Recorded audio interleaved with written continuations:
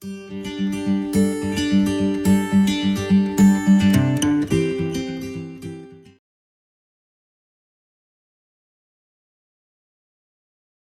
sua Bíblia, por gentileza, no livro de 2 Crônicas, capítulo 20. É um texto bem conhecido, eu quero ler alguns versículos, a gente não vai ler todo o capítulo.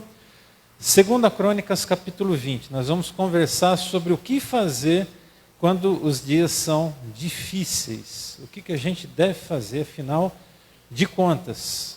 Abriu? Quem achou, diga amém. Quem não achou, diga CTM. E quem não trouxe a Bíblia, começa a trazer. Né? Bíblia, smartphone, para acompanhar a leitura bíblica, que é importante. 2 Crônicas 20 diz assim para nós: depois disso, os moabitas e os amonitas, com alguns dos meunitas, entraram em guerra contra Josafá. Então, informaram a Josafá: um exército enorme vem contra ti, de Edom, do outro lado do Mar Morto. Já está em Azazon Tamar, isto é, em Gedi. Quando eu recebi essa palavra de Deus, não havia acontecido essa situação que Israel está vivendo. E eu acho que é muito oportuna para esse momento, sobre a nação de Israel, essa fé aqui também, para esse momento. É para nos trazer à memória aquilo que nos dá esperança. Então observe, o rei Josafá, no verso 2, é informado de que um grande exército, um exército enorme, vinha contra ele, de Edom. Versículo 3 diz: alarmado, Josafá decidiu consultar o Senhor e proclamou um jejum em todo o reino de Judá. Reuniu-se, pois, o povo, vindo de todas as cidades de Judá, para buscar a ajuda do Senhor. Pula lá para o versículo 5 agora.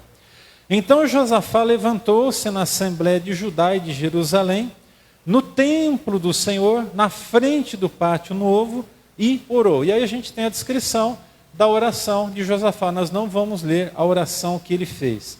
Vai lá para o versículo 13 agora, um pouquinho adiante. Diz assim: todos os homens de Judá, preste atenção nessas expressões encontradas no verso 13. Todos os homens.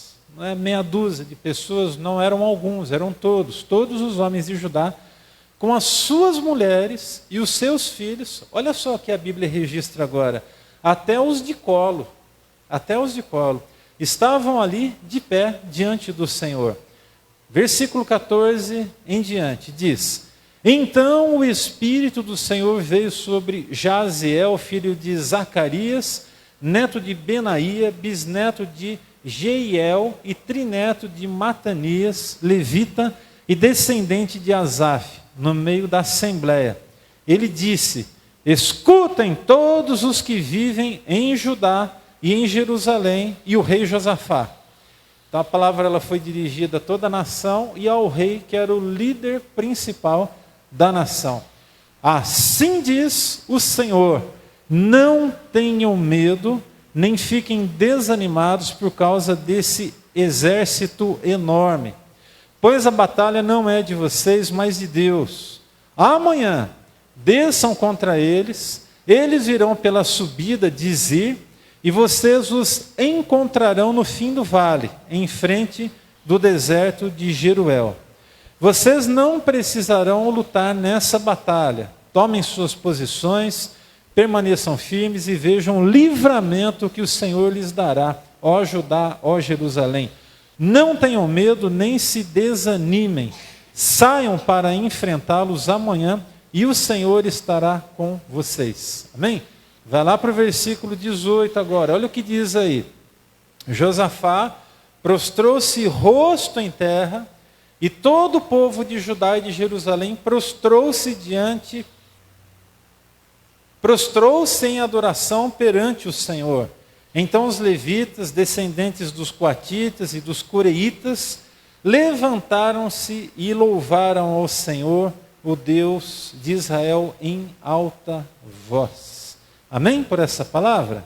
Amém? Graças a Deus. Gente, todos nós, sem exceção, nós vamos viver momentos difíceis na nossa vida. Algumas pessoas que estão aqui nessa noite estão passando por momentos muito difíceis mesmo. Eu conheço algumas histórias, não todas, mas algumas eu conheço, e bem sei das dificuldades que alguns aqui estão enfrentando. O que a gente precisa fazer quando nós estamos enfrentando as dificuldades é não permitir que os problemas, que as dificuldades ofusquem a nossa visão sobre quem é Deus. O que significa dizer? Que o seu problema não pode te fazer perder a visão de quem é Deus sobre a tua vida. Seja de que medida for, de que proporção for e em que área você esteja vivendo a dificuldade. Quando nós nos deparamos com algumas dificuldades da vida, a nossa natureza, que é uma natureza caída, pecaminosa, ela automaticamente vai nos tentar fazer desviar os nossos olhos do Senhor. Ela vai tentar fazer com que nós tenhamos, às vezes, aquela ideia de querer criar uma escapatória. Nós, às vezes, somos tão ágeis quando estamos vivendo os problemas na nossa carnalidade, que a gente começa a pensar numa forma para sair o mais rápido do problema. E a grande questão não é sair do problema, a questão é como enfrentar o problema. Até porque se você ficar fugindo dos problemas, em algum momento eles vão te alcançar e eles vão ter tomado uma proporção muito maior do que aquelas que eles tinham quando eles se iniciaram na sua vida. Eu aprendi muitas coisas quando eu penso nos problemas, mas tem 3 coisas específicas que eu tenho procurado guardar no meu coração. 3 coisas que os problemas fizeram na minha vida e continuam fazendo na minha história. A primeira coisa é que eles me alinham, me refinam e me moldam. Problemas fazem isso com a gente.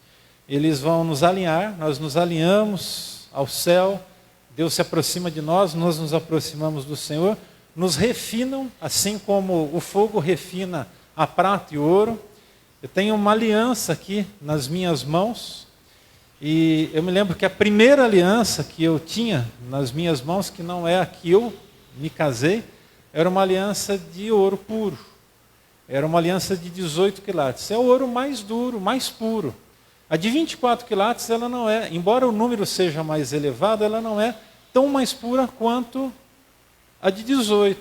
A de 18 ela é mais dura. Significa dizer que é um grau de pureza maior, menos impurezas. E aí, eu tive a infelicidade de viver um assalto, alguns anos atrás, quando eu cheguei aqui em Itanhaém. Fazia 13 dias que eu morava aqui. Os bandidos nos abordaram na entrada da nossa casa, nos colocaram para dentro, com arma na cabeça, me amarraram. O casal que estava com a gente também foi amarrado. E aí limparam a nossa casa, levaram tudo, e uma das primeiras coisas que eles tiraram da minha mão foi a minha aliança. Então, essa aliança foi um ato de graça e de bondade que eu recebi de irmãos da nossa antiga igreja. Eles fizeram lá um bem bolado, uma vaquinha, e nos abençoaram num dia no encontro de casais. Essa aliança, porém, eu amo essa aliança porque ela foi dada com muito carinho para nós, muito amor, há muito amor nisso aqui. Ela tem 2 características. Primeiro, ela é uma aliança que para mim é muito valiosa. Do ponto de vista de valores, pode ser que ela não seja muito preciosa. Por quê? Porque ela não é de 100% de ouro. Ela tem prata na sua maior composição, na parte interna dela. Então tem aqui um trabalho feito em prata, e ela tem um revestimento, uma fita de ouro em volta. De qualquer forma, para mim é muito valiosa. E para mim, de verdade, é mais valiosa do que aquela original. As 2 tinham muito valor. Essa aqui tem muito porque ela faz parte de um momento que eu vivi muito difícil na minha vida.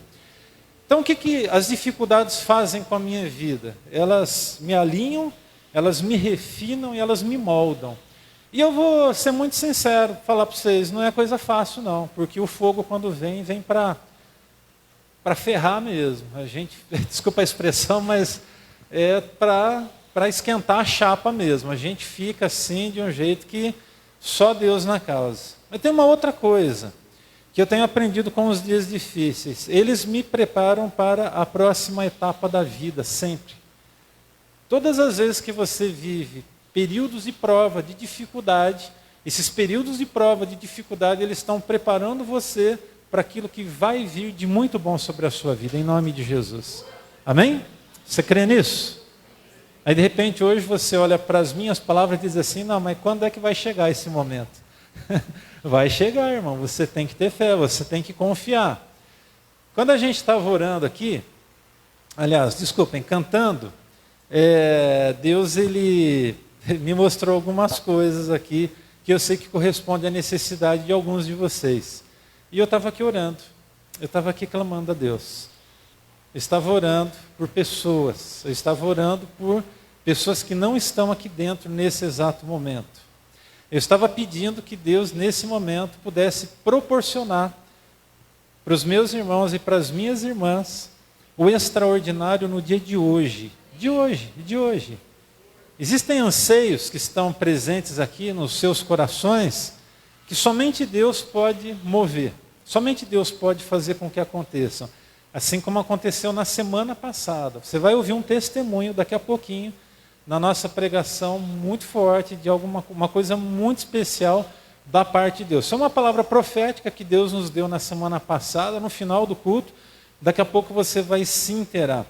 Mas eu também aprendi que as dificuldades, elas passam, amém? Então diga assim para o irmão que está do seu lado, meu irmão, a dificuldade vai passar. Fica firme. Vai passar. Edna, vai passar. Amém? Tio Adam, vai passar. Em nome de Jesus, amém, vai passar, eu creio. Beto, vai passar, Beto, você vai celebrar, em nome de Jesus. Amém, Gerson, vai passar. Jô, vai passar, Jô, calma. Respira fundo. Andrezinho, daqui a pouco a bandeira da vitória, você vai levantar aqui na frente. Henrique, cadê o Henrique? O Henrique está servindo lá dentro. O Henrique vai levantar a bandeira da vitória, a gente vai celebrar junto aqui. Nós estamos orando para Deus dar vitória para essa moçada, né? E Deus tem vindo, Deus está agindo, né? O pastor Rick Warren, ele falando sobre as dificuldades, ele disse o seguinte: nossas maiores experiências de crescimento espiritual muitas vezes vêm dos momentos mais difíceis, dos nossos momentos mais difíceis. E é verdade. Eu posso dizer por experiência própria que os momentos de mais crescimento para mim, e não foi fácil não, mas foi no momento de luta. A Edna fez referência de um momento muito difícil da nossa vida, e eu me lembro que eu chorei muito, chorei demais. E lembro naquele dia, Edna, que a gente estava celebrando o contrato que nós estávamos assinando da compra desse terreno que Deus nos deu, e eu chorei muito, porque é algo que nos deixa como quem sonha, só que o choro é de alegria. Quando eu desci daqui, a Edna estava ali, ela me abraçou, ela falou, pastor, hoje o choro é de alegria. Eu falei, é isso, Edna, o choro hoje é de alegria. Então hoje eu choro de alegria. Tem hora que eu choro de tristeza também. Pastor, desse tamanhozão todo, você chora? Chora. Choro. Tem dia que eu choro, tem dia que eu vou para os pés do Senhor. Eu falo, Deus, eu estou aqui, eu preciso do Senhor.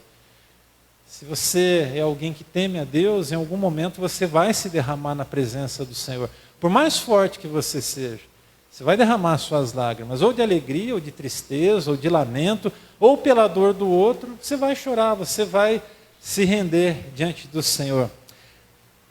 Charles Swindoll é um pastor e ele disse o seguinte: quando você passa por profundos desafios, Deus tem um plano ainda mais profundo.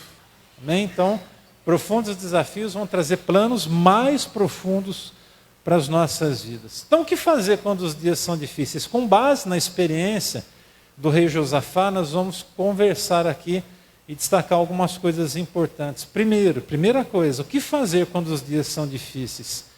Compreenda e defina o tamanho e o grau da dificuldade. Vamos por partes aqui. A primeira coisa que você tem que fazer é compreender. Mente. Você vai tentar compreender o que você está vivendo, o problema que você está vivendo. Você vai definir o problema. Primeiro você compreende, depois você agora vai dar uma definição. O problema é esse aqui. Nesse caso específico, havia um enorme exército que vinha para guerrear contra eles. Eu acho que esse era o jeito de guerra mais justo que houve na história, se guerra pudesse ser encarado como coisa boa. As pessoas pelo menos iam de cara a cara e num confronto de exército contra exército mesmo. Hoje, um botãozinho acaba com um quarteirão inteiro, com uma cidade inteira. Eu acho muito injusto esse tipo de coisa. A gente acha injusto, lógico, mas a sutileza do coração do homem. Bom, o que acontece é que ele está vivendo um momento muito difícil, e o texto diz que há um exército enorme que está vindo contra ele. E a Bíblia nos diz, quando você estuda a geografia bíblica, que eles estavam muito próximos. Eles já tinham atravessado, estavam do lado do Mar Morto, ou seja, eles estavam nas imediações. A notícia chega, a informação chega, mas Josafá, ele precisa então agora compreender e definir o tamanho do problema. Vamos lá. O que você precisa entender é que você não pode dar uma proporção maior para o seu problema. Qual é o tamanho do seu problema? Dê o nome do seu problema, defina o seu problema, a medida dele, mas não coloque algo a mais. A gente, às vezes, irmãos, por essa natureza nossa pecaminosa, nós temos, às vezes, a tendência de fazer uma tempestade em copo d'água. Sabe, igual aquela musiquinha do Fala Mansa, né? Tempestade em copo d'água. É mais ou menos assim. A gente tem, sabe, às vezes aquela aptidão de pegar um assunto e de conseguir dar uma proporção, uma medida nele que ele não deveria ocupar nas nossas conversas, nas nossas vidas, no nosso coração. Porque, observe, se o problema que a gente está vivendo, ele ocupar uma proporção muito grande no meu coração, logo eu vou começar a falar muito dele, eu vou começar a expor muito dele, e eu vou começar a atrair pessoas para aquele meu problema. E eu acho que tem coisa que a gente não precisa. A gente tem que chegar diante de Deus e falar para Deus e contar para Deus. Se for necessário se juntar com o povo da fé para guerrear, a gente vai fazer isso. Mas o maior interessado é Deus. Então você precisa fazer o quê? Contar para Deus. Juliano, numa pregação que ele ministrou aqui, eu guardei isso no meu coração, nós somos abençoados na nossa comunhão. Ele disse que a gente não pode terceirizar a oração. Você pode pedir oração para os outros, mas o maior interessado pela sua causa é você mesmo.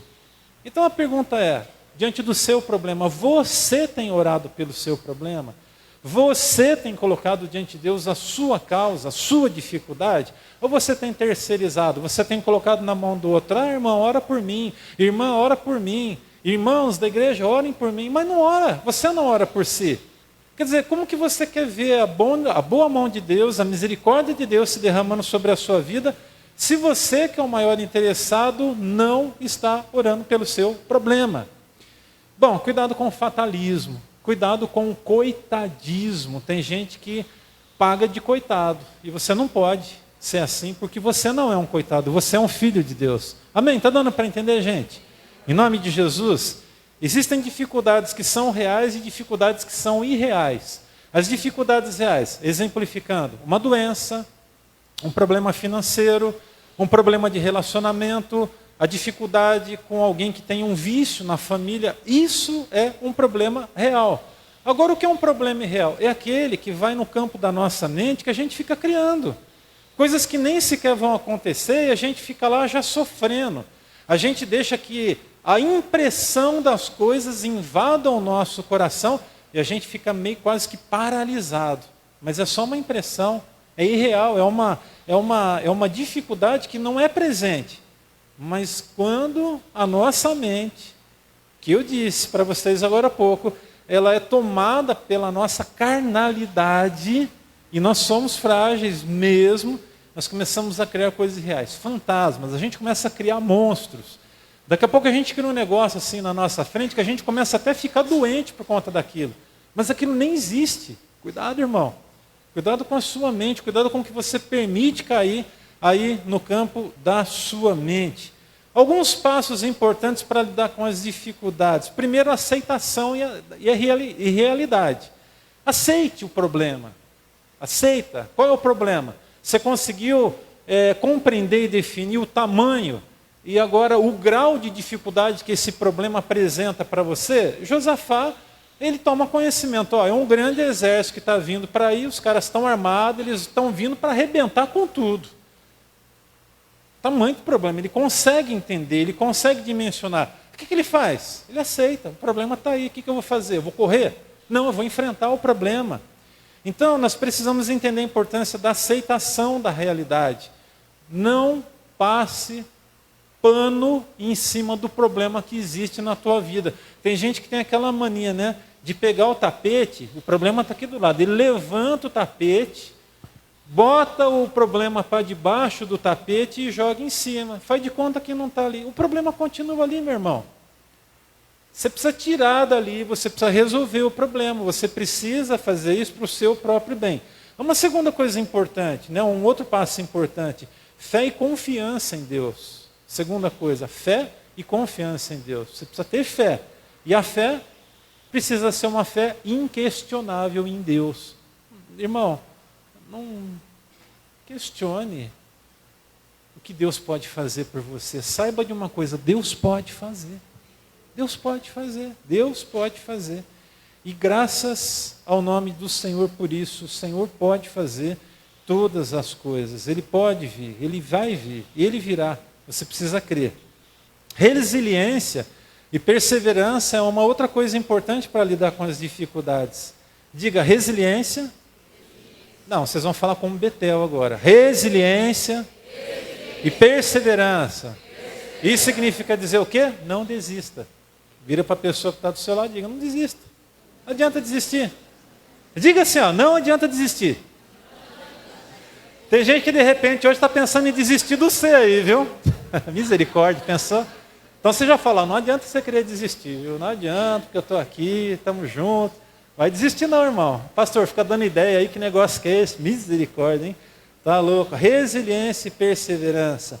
Aprendizado e crescimento é um outro elemento importante para as dificuldades. Qual que é o aprendizado que você está tendo com esse problema que você está vivendo? Quanto você cresceu? Vamos lembrar de uma coisinha? Deus nos permite viver dificuldades para nos preparar para coisas maiores. Então, guarda isso aí no seu coração. Agora tem uma coisa muito importante, que é tão importante para enfrentarmos as dificuldades. Comunidade da fé e o suporte. Comunidade da fé. Célula. Você precisa estar numa célula para ser fortalecido. Então nós precisamos entender a importância da célula, da igreja, da comunhão, do aconselhamento. Observa. Ele toma conhecimento e ele faz o que agora? Ele vai chamar a nação. Irmão, presta atenção no que eu vou te falar. Existem momentos da vida em que nós oramos a Deus na nossa individualidade, lá na nossa casa, e contamos para Deus os nossos problemas. Deus vai ouvir a nossa oração, sim ou não? Sim. E quando nós nos reunimos como igreja e levantamos um clamor específico sobre uma situação, como a gente orou aqui agora sobre a nação de Israel e sobre a paz no mundo. Vocês acham que Deus ouviu, sim ou não?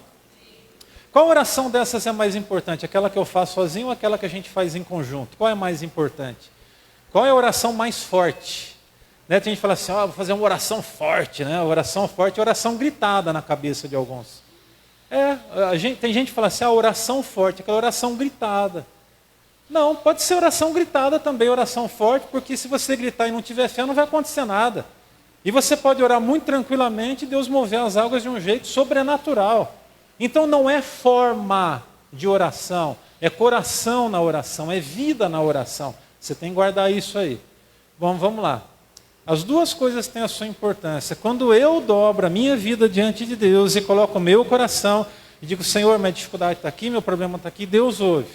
Mas há momentos na vida em que o Senhor nos chama para uma fé mais coletiva. E é por isso que é importante você, como a Edna disse, aqui nessa noite está na comunhão, participar da celebração, vir para o culto, participar de uma célula, para ser fortalecido. Então, uma coisa que é importante para a gente lidar com as dificuldades é a comunidade e o suporte. E tem uma outra coisa muito especial, a confissão da palavra de Deus. Diga, confissão da palavra de Deus. Deixa eu tentar ilustrar isso aqui para você entender. Há uns anos atrás, Helenice teve uma infecção hospitalar muito severa, ela quase morreu. Por muito pouco ela não morreu. E me lembro de que a Helenice, um dia era uma sexta-feira, eu fui visitá-la e ela olhou para mim, já com um olhar desfalecido e quase não conseguindo falar. Ela disse, amor, eu acho que eu não vou conseguir passar mais alguns dias que eu não vou conseguir, eu acho que eu vou partir. Ela me disse isso. E quando eu ouvi aquilo, eu fiquei assim, com o meu coração apertado. E os médicos já tinham usado os antibióticos mais fortes que se possa imaginar e a infecção não cessava. Era uma infecção muito grande, febre, a barriga dela inchada, era uma situação pós-cirúrgica, uma infecção pós-cirúrgica. Foi na cirurgia que ela foi contaminada. E aí eu desci a serra, chorando, diante do Senhor, eu gritei, pedindo socorro de Deus, e eu me lembro que eu profetizava a palavra, e o versículo que mais eu profetizei naquele tempo foi: 1000 cairão ao meu lado, Senhor, e 10.000 à minha direita, mas eu não vou ser atingido. Eu creio que o Senhor vai socorrer a minha esposa. Deixa eu te falar uma coisa. Naquele dia, especificamente naquele dia que eu desci chorando, clamando a Deus, pedindo a misericórdia de Deus, Deus entrou com o socorro dele sobre a vida da minha esposa. No dia seguinte, ela já estava melhor. Por quê? Porque Deus usou pessoas para fazerem coisas por ela dentro do hospital que quebrava os protocolos da saúde. Deus colocou lá um enfermeiro e ele falou: olha, eu não posso fazer isso, mas eu vou fazer isso. Ele fez 2 coisas por ela.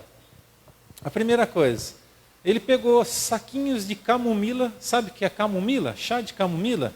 Ele rasgou uns 10 pacotinhos daquele e fez uma compressa no braço dela. Ela não tinha mais condições de ter acesso no braço. Um braço ela não pode por conta do esvaziamento da mama dela, não pode furar o braço dela, porque ela teve câncer. E o outro braço estava todo, eles estavam agora querendo fazer acesso no pescoço dela, tentaram no pé, não conseguiram, já não tinha mais lugar. Ele fez isso. E depois ele foi até a cozinha do hospital e encheu um saco de água, com água muito quente. E ele falou: você vai pegar isso e você vai colocar sobre a sua barriga. Gente, aquela água quente, ela dobrou lençóis, foi aquilo que fez com que vazasse tudo aquilo que estava dentro dela, tudo aquilo. Naquela noite, Deus entrou com a provisão. Deus veio, na minha concepção, de uma forma sobrenatural, usando o natural. Deu para entender? Deus faz isso. O braço dela no outro dia estava 100% normal, não tinha uma mancha roxa, e a barriga dela, a febre cessou, depois de 2 dias ela teve alta. A providência do Senhor, você precisa acreditar. Pastor, eu estou com uma dificuldade muito grande, o que eu tenho que fazer? Compreender, definir o tamanho e o grau da sua dificuldade.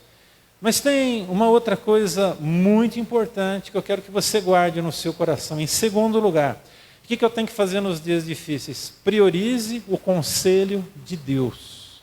Priorize o conselho de Deus.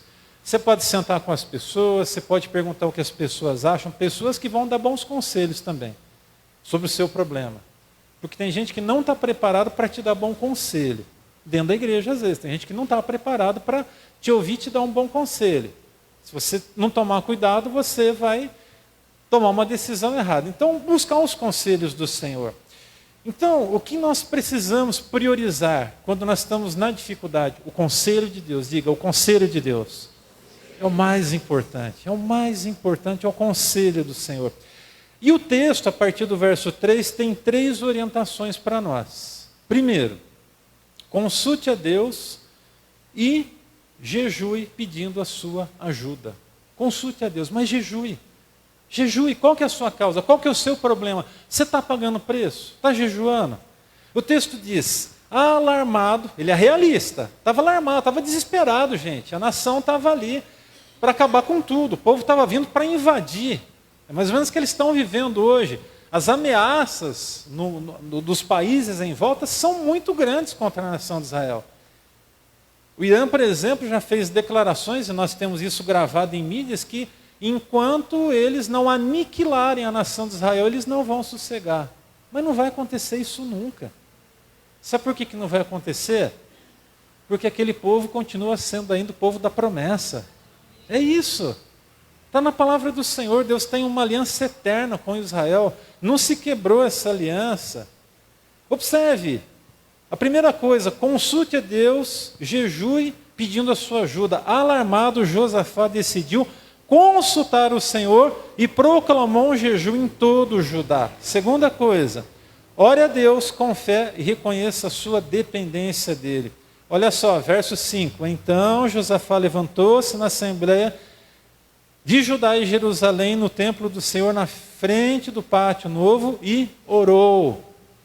Eu vou repetir, não terceirize a oração que corresponde à sua responsabilidade de falar com Deus.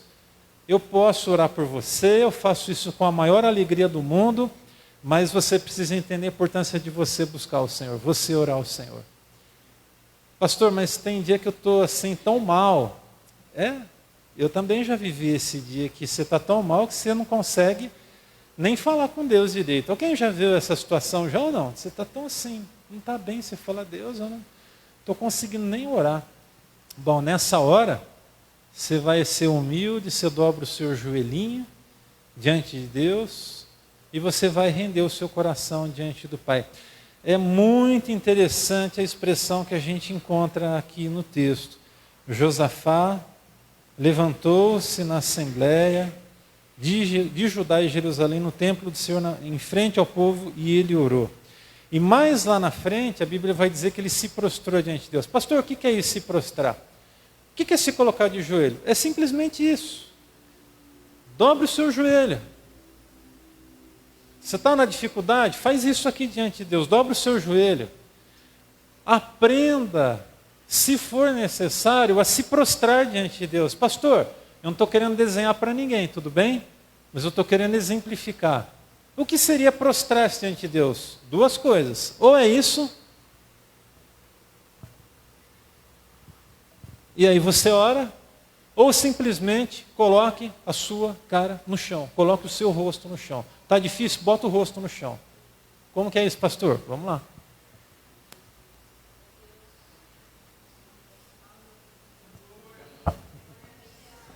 E ora a Deus. Está difícil? Bota a cara no chão, irmão. Ei, olha para mim. Eu quero ver o meu esposo aqui dentro. Bota o rosto no chão. Eu quero ver minha esposa do meu lado. Bota o rosto no chão. Se humilha diante de Deus. Tem coisa que nós vamos conquistar numa oração de segundos. É aquela oração de Neemias, né?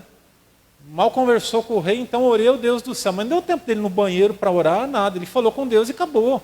E Deus veio, interviu. Agora tem oração que a gente vai ter que se prostrar.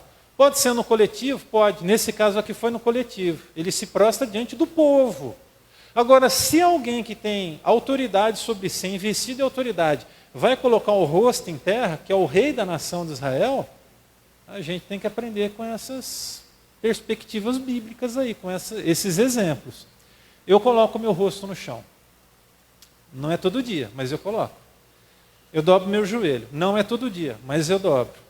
Pastor, qual a oração que Deus ouve então? É aquela que eu faço de pé, deitado, prostrado, de pé, de ponta cabeça, a oração do coração. Não adianta nada você estar com o rosto no chão e não haver inteireza no seu coração. Verdade nas suas palavras.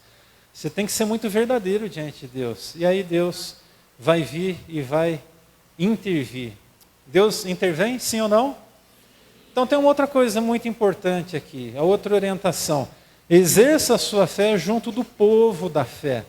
Na celebração, guarde o que eu estou dizendo, na celebração as águas se movem. Versículo 13. Todos os homens de Judá com suas mulheres e seus filhos, até os de colo, estavam ali de pé diante do Senhor. Fazendo o quê? Buscando ao Senhor. Agora eu vou contar para vocês, na verdade não sou eu que vou contar, é a irmã que viveu esse milagre no domingo passado aqui na nossa celebração, ela vai contar para vocês. Eu só vou ilustrar o que eu vi no domingo passado. Na minha oração final, no culto da semana passada, domingo à noite, quem estava aqui? Várias pessoas. Eu orei a Deus nós oramos sobre as pessoas que aqui estavam. E num dado momento da minha oração, depois você pode voltar lá na gravação e ouvir novamente, você vai conseguir entender o que eu estou falando. Deus me mostrou e eu achei que era uma impressão. Depois eu consegui entender, depois que passou o culto, que era de fato uma visão que Deus tinha me dado. No primeiro momento era uma impressão que eu tive, muito forte. E o que eu vi? Nesse canto aqui, uma grande cachoeira caindo. Pedras em volta, como se fosse um lugar na natureza, mas uma cachoeira. Se abriu os meus olhos, estava com os olhos fechados, é visão espiritual. Se abriu aqui uma cachoeira e fazia uma fumaça, aquela água que cai com força. E aqui na frente, quando eu olhava, abri os meus olhos e via as pessoas aqui na frente, eu via correntes, eu via madeira, pedaços de madeira, troncos grandes, pedras de todos os tamanhos, grandes e pequenas. E aquele rio, essas pessoas que estavam aqui no domingo passado na frente, elas estavam com água até o peito, mais ou menos. E aí essa água caía com força, ali formava aquela fumaça, aquela brisa, né? E a força com que a água se movia, aquele rio, as pessoas paradas ali, os irmãos parados aqui na frente, ela ia tirando, ela ia arrastando aquelas tranqueiras, aquelas coisas, as correntes, as pedras, as madeiras, os pedaços de galho, e eu vi aquilo tudo sendo levado lá para fora, para longe das pessoas que estavam aqui. Você pode vir aqui, Kathleen? Kathleen, ela vai compartilhar algo que ela estava clamando aqui e que Deus, naquele momento, depois eu falo do que eu orei, como eu orei e por que eu orei, mas ela vai contar o que aconteceu. Sobe aqui, por gentileza. Ela chegou no culto, na segunda-feira ela mandou uma mensagem para mim. Eu chorei de emoção, eu fiquei muito assim, encantado na presença do Senhor. Vem mais para cá um pouquinho. E eu falei, Deus, que coisa tremenda. E tem a ver com uma coisa muito especial que Deus fez na vida dela. Ela vai contar para vocês. E depois eu vou contar o que eu senti naquele momento que eu estava orando sobre o fato que ela vai contar aqui, em nome de Jesus. Graça e paz, igreja. Bom, eu sou nova, né? Essa coisa de igreja, de célula, né? De conhecimento da palavra. Estou aprendendo todos os dias. Meu esposo estava preso, fazia 1 ano e 7 meses. A advogada conseguiu uma retificação no cálculo penal dele. A gente estava esperando durante 1 mês que viesse esse cálculo novo. E o que aconteceu? Começou a vir tudo errado. O cálculo veio errado, o Ministério Público foi contra porque analisou o cálculo errado e eu já não aguentava mais.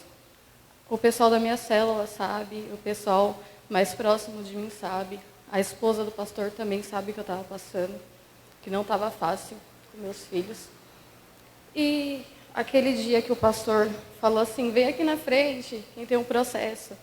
Eu me levantei porque eu já não aguentava mais. Eu falava, Deus, opera um milagre na minha vida, porque eu não tenho mais força para continuar. Eu não quero desistir. E a palavra aquele dia foi, não desista do processo, por mais dolorido que seja.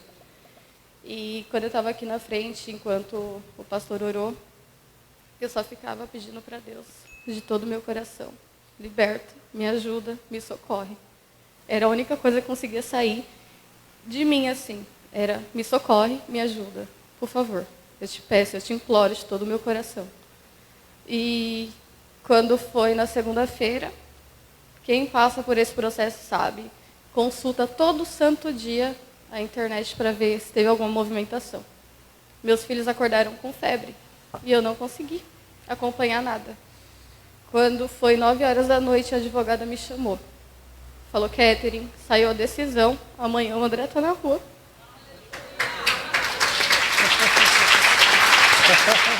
Fica aqui, a gente vai orar. Dá uma...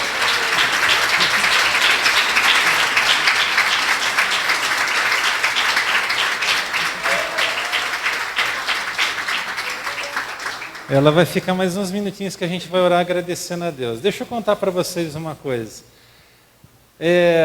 Eu me lembro que quando eu comecei a orar, Deus colocou assim no meu coração, ore pelos que estão encarcerados. E eu sabia da história dela. E me veio à mente o esposo dela. E quando eu estava orando, eu me lembrei Maurício, eu me lembrei de uma vez que a sua mãe procurou de uma situação de um dos seus irmãos que estava encarcerado. Maria me procurou, eu falei, Maria, você crê que amanhã o seu filho pode estar na rua? Ela falou, eu creio, pastor, então dá sua mão aqui. Eu segurei na mão dela. No dia seguinte, a Maria, pastor, ele acabou de ligar para mim porque ele está na rua. Soltaram ele. Não dá para acreditar, porque a previsão era uma outra previsão, assim como da Kathleen. E, gente, quando eu estava orando aqui no domingo passado à noite, foi nítido para mim citar essas palavras. E, Kathleen, eu orei com toda a minha vida, assim como eu creio que acima do que eu coloquei, porque assim, Deus ele vai testificar. Era o que você estava pedindo e foi o que Deus colocou no meu coração. Eu falei, Deus, vem e faz como o Senhor fez na vida daquele irmão. E Deus fez, irmãos. No domingo à noite, quando ela mandou, segunda-feira à noite, quando ela mandou para mim, ela mandou uma cópia, né, do alvará. Eu falei, meu Deus, como o Senhor é bom. Fiquei muito emocionado. E já disse isso para ela hoje. Falei durante a semana, falei, a alegria dela é a nossa alegria também, porque a alegria do Senhor é a nossa força. Deixa eu te falar uma coisa, e eu quero que você, nesse momento, abra o seu coração. Deus atuou sobre essa situação, sobre a vida da nossa irmã. E eu sei que há situações aqui em que é necessário que haja um mover de Deus. A gente daqui a pouco vai orar, e eu quero que você venha aqui para frente na mesma fé, porque eu creio que outras pessoas testemunharão do feito do Senhor, em nome de Jesus. O que a gente vai fazer agora? Render graças ao Senhor, porque Ele é bom. Fique de pé, por favor. Vamos abençoar a vida da nossa irmã. Vamos agradecer pela vida dela. Estenda a sua mão aqui para frente. Vamos abençoar a vida da nossa irmã. Paizinho, muito obrigado, porque Tu ouves a nossa oração. Eu quero Te agradecer pela perseverança da Tua serva, pelo amor dela, pelos irmãos da célula, o Tico que lidera a célula dela, os irmãos, a irmã Silvia, a Fábio, os irmãos que estão próximos ali. Nossa gratidão sobre a vida de todos, ó Pai. Abençoa, Deus, a Kathleen, Senhor Deus, os seus filhos, o seu esposo. Nós clamamos, ó Pai, que a alegria dela seja completa no Senhor. Nós queremos vê-lo aqui do lado da Tua serva, Senhor. Estende a Tua mão, faz aquilo que ela não pode fazer. Completa a alegria dela, Senhor, em nome de Jesus. Eu quero Te agradecer, no nome do Senhor Jesus, porque o Senhor ouve a nossa oração. Obrigado porque o Senhor ouviu a nossa voz. E assim como nós oramos pela vida dela, agradecendo nesse momento, com toda a fé, nós estaremos aqui também para agradecer por outros testemunhos que serão contados aqui na frente. Nós cremos e oramos agradecidos, certos da Tua bênção, no nome do Senhor Jesus, nosso Salvador. Amém, amém e amém. Podemos aplaudir o Senhor com muita força, porque a glória dEle, a honra é dEle. Deus abençoe muito sua vida. Você quer falar mais alguma coisa? Deus abençoe, tá bom? Obrigado. Amém. Que bênção, né, gente? Graças a Deus. Ai, que alegria. Pode se sentar, por gentileza. Quando ela compartilhou comigo, eu falei, meu Deus, que maravilha, né? Que coisa boa. Gente, Deus está ouvindo a oração que é feita nesse lugar. Você tem dúvida disso? Olha, você não está entendendo o que Deus está fazendo. A gente orou pedindo há uns dias atrás um terreno, de uma forma, e pedimos para Deus nos surpreender. Deus veio e nos surpreendeu. Graças a Ele por isso. Nós temos orado por outras situações e Deus, da mesma medida, tem nos surpreendido. Ele vai continuar nos surpreendendo, porque Ele é Deus, porque Ele é o Senhor das nossas vidas. Amém?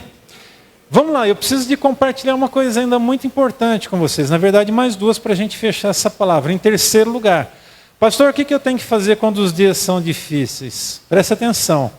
Ouça pessoas investidas de autoridade espiritual sobre a sua vida. Nesse caso, Deus levanta o profeta Jaziel. E é interessante porque ele profetiza a vitória. E ele diz, assim diz o Senhor, no verso 15, não tenham medo, nem fiquem desanimados. Então, vamos por partes aqui, não tenham medo. Diga aí para a pessoa que está do seu lado, não tenha medo. Agora diga assim, não fique desanimado. Não fica desanimado, irmã. Em nome de Jesus. Em nome de Jesus. Por quê? Porque esse exército enorme está vindo contra vocês. Pois a batalha não é de vocês, mas é de Deus. Olha, guarda isso aqui no seu coração. Do seu problema, o maior interessado é Deus. Da sua dificuldade, o maior interessado é o Senhor. Guarda isso aí no seu coração. Ele é o maior interessado e Deus quer te ver feliz. E aqui o texto continua: amanhã vocês vão descer contra eles. Eles não eram para eles arredar o pé. Vai com o povo armado, vocês vão para a guerra. Vocês vão como se fosse para guerrear mesmo. Amanhã desçam contra eles. Eles virão pela subida. Olha, Deus é tão maravilhoso porque Ele vai dizer como é que o inimigo vai vir. Qual é a estratégia do inimigo. Deus está alertando o povo. Eles vão vir pela subida de Zir. E vocês os encontrarão no fim do vale, em frente do deserto de Jeruel. Vocês não precisarão lutar nessa batalha. Tomem posição, ou seja, se preparem para a guerra, estejam preparados para a guerra. Permaneçam firmes e vejam o livramento que o Senhor lhes dará, ó Judá, ó Jerusalém. Não tenham medo, nem se desanimem. Saiam para enfrentá-los amanhã e o Senhor estará com vocês. Vamos lá. O que eu disse para vocês? Quando nos momentos difíceis, nós precisamos ouvir pessoas que estão investidas em autoridade sobre a nossa vida. Se você é membro dessa igreja, você tem um pastor, e sou eu. E o que eu quero te dizer é: ouça o seu pastor. Ouça o seu pastor.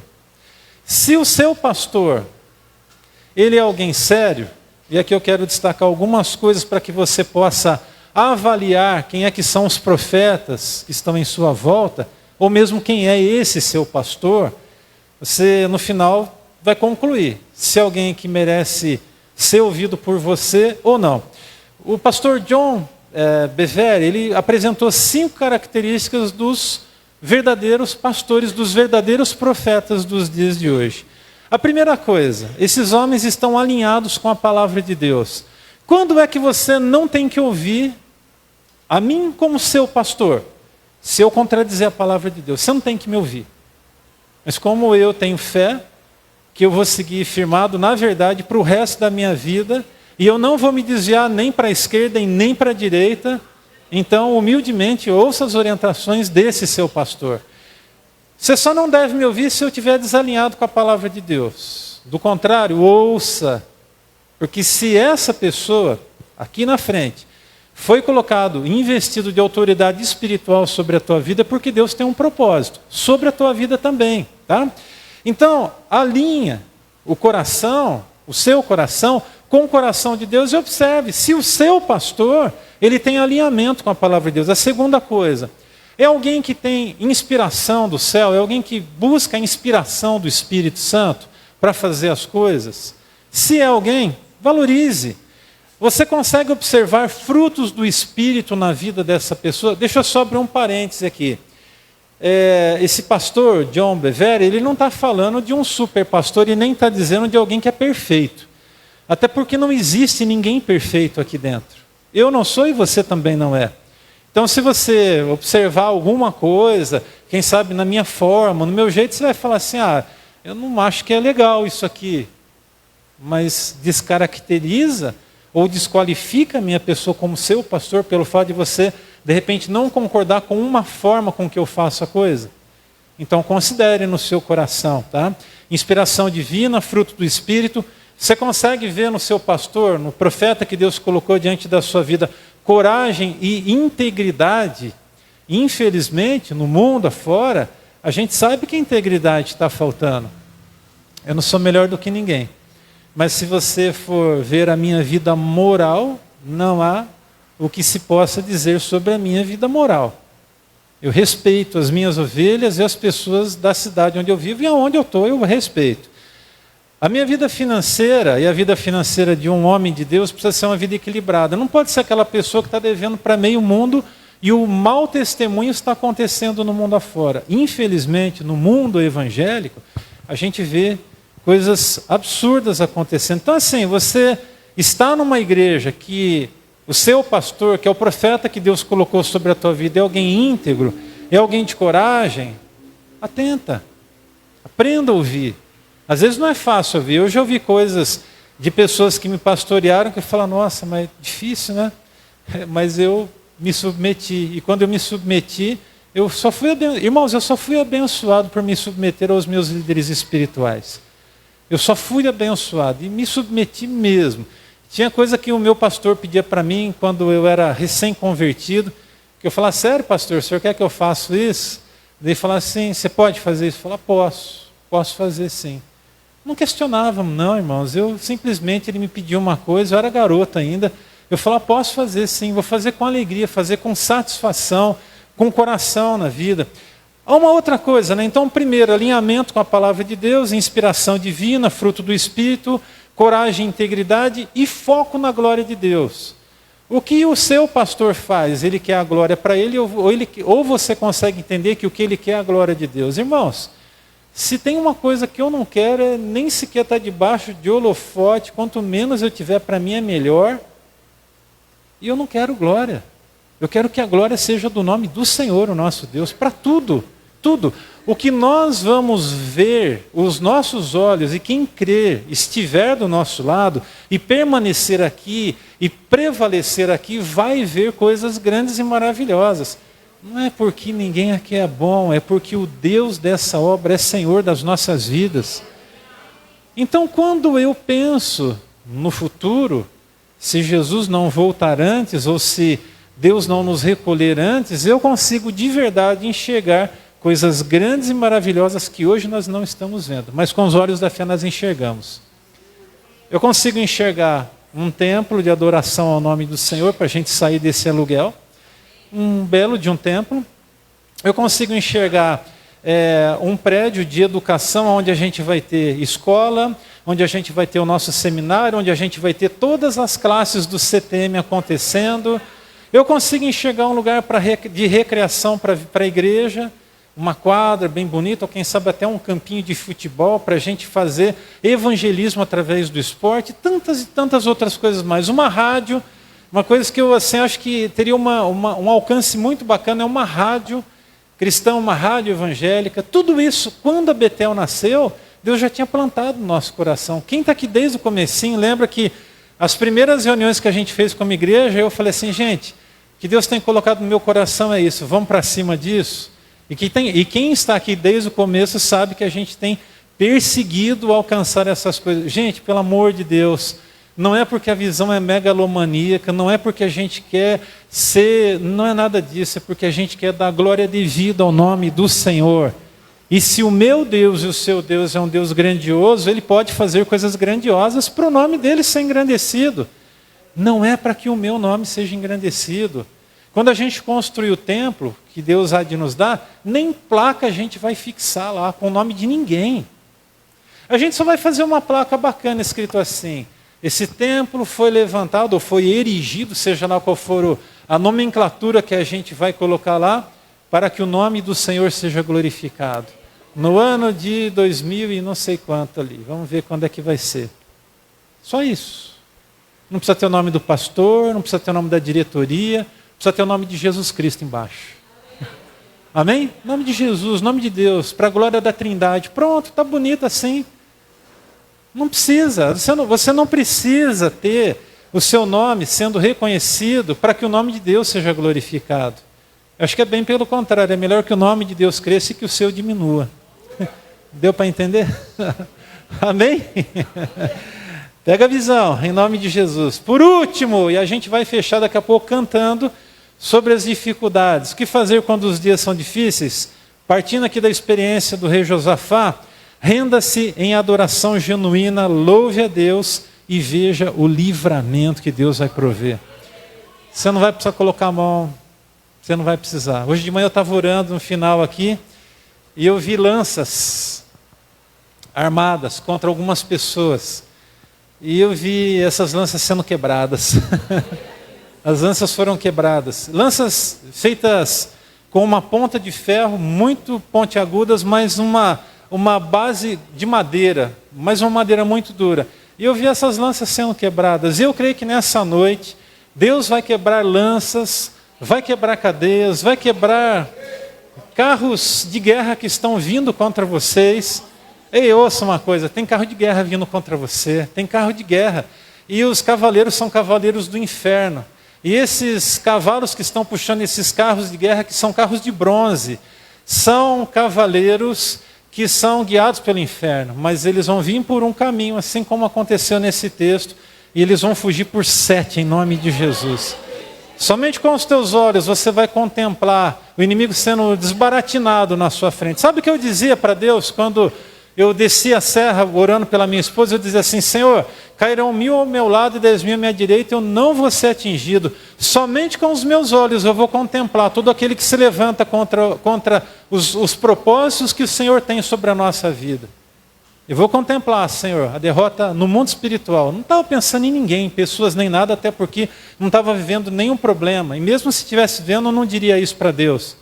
Mas eu dizia, Senhor, o Senhor coloca em confusão o inimigo da minha alma, que é espiritual. Eu dizia para Deus, e Deus colocou em confusão e a treva se dissipou. 3 passos importantes segundo o texto: render-se, ou seja, prostrar-se. Lembra do que é prostrar? Bota a boca no chão, irmão. Se for necessário, coloca a boca no pó hoje. Qual que é o seu problema? Conta para Deus. Seja humilde. Ah, eu preciso dobrar o joelho. Irmão, é você e Deus, eu não sei. Aqui a gente tem liberdade.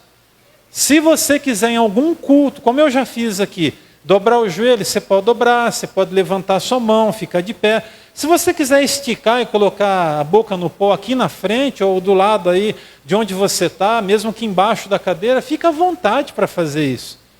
Porque ninguém pode te julgar pela forma com que você vai se render diante de Deus. E se alguém te julgar, você vem conversar comigo, que daí eu dou uma chacoalhada nessa pessoa que está te julgando, tá bom? Por quê? Porque aqui nós somos livres. Amém?